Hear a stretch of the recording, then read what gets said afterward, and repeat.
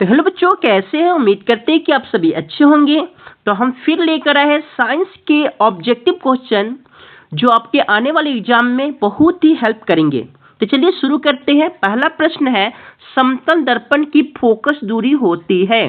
तो समतल दर्पण की फोकस दूरी जो होती है वो अनंत होती है, अनंत तक उसकी फोकस दूरी जाती है। Option A.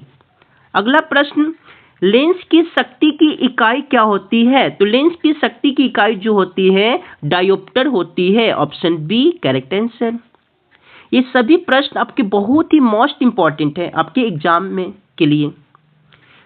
अगला प्रश्न है, किस लेंस को अभिसारी लेंस कहते हैं? एक पूछता है किस लेंस को अभिसारी लेंस कहते हैं और एक अपसारी लेंस कहते हैं। तो अभिसारी लेंस जो है उत्तल लेंस को कहते हैं, उत्तल लेंस को बोलते हैं अभिसारी लेंस। Option A.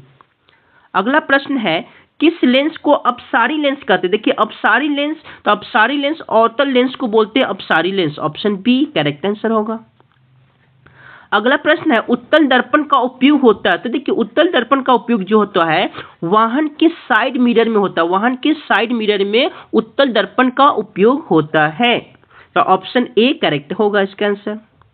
अगला प्रश्न है, अवतल दर्पण का उपयोग। तो अवतल दर्पण का उपयोग जो होता है वो दाढ़ी बनाने में किया जाता है और वाहन के साइड मिरर में उत्तल दर्पण का होता है और दाढ़ी बनाने में जिस दर्पण का यूज होता है वो अवतल दर्पण होता है। ऑप्शन बी करेक्ट होगा।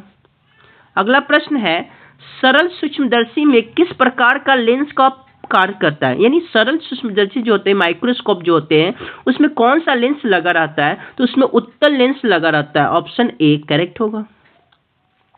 अगला प्रश्न है, किसी गोलीय दर्पण की फोकस दूरी 10 सेंटीमीटर है तो उसकी वक्रता त्रिज्या क्या होगी? तो देखिए वक्रता त्रिज्या जो होती है वो गोलीय दर्पण की फोकस दूरी की दुगुनी होती है। तो फोकस दूरी 10 सेंटीमीटर है तो वक्रता त्रिज्या जो हो जाएगा 20 सेंटीमीटर होगा। Option B correct answer. अगर वही रहता तो वक्रता त्रिज्या 20 सेंटीमीटर है तो फोकस दूरी 10 सेंटीमीटर, इसकी आधा हो जाता। ठीक है, चलिए अगला प्रश्न है, अवतल दर्पण की फोकस दूरी। देखिए अवतल दर्पण की फोकस दूरी जो होती है वो ऋणात्मक होती है, अवतल दर्पण की फोकस दूरी ऋणात्मक होती है। Option A. अगला प्रश्न है, उत्तल दर्पण की फोकस दूरी होती है। तो उत्तल दर्पण की फोकस दूरी जो होती है वो धनात्मक होती है, उत्तल दर्पण की फोकस दूरी धनात्मक होती है और अवतल दर्पण की फोकस दूरी ऋणात्मक होती है। तो ऑप्शन बी करेक्ट होगा। अगला प्रश्न है, उत्तल दर्पण में प्रतिबिंब से बनता है। देखिए उत्तल दर्पण में जो प्रतिबिंब बनता है वो हमेशा आभासी बनता है। उत्तल दर्पण में प्रतिबिंब हमेशा आभासी, आभासी का दूसरा नाम है काल्पनिक। तो उत्तल दर्पण में जो प्रतिबिंब बनता है वो आभासी बनता है, यानी आभासी का दूसरा नाम है काल्पनिक। तो ऑप्शन ए करेक्ट आंसर होगा। अगला प्रश्न है, अवतल दर्पण में प्रतिबिंब बनता है। तो देखिए अवतल दर्पण से जो प्रतिबिंब बनता है वो आभासी भी बन सकता है, यानी काल्पनिक भी बन सकता है और वास्तविक भी बन सकता है। यानी ऑप्शन सी, आभासी और वास्तविक दोनों प्रकार के प्रतिबिंब बनते हैं अवतल दर्पण में।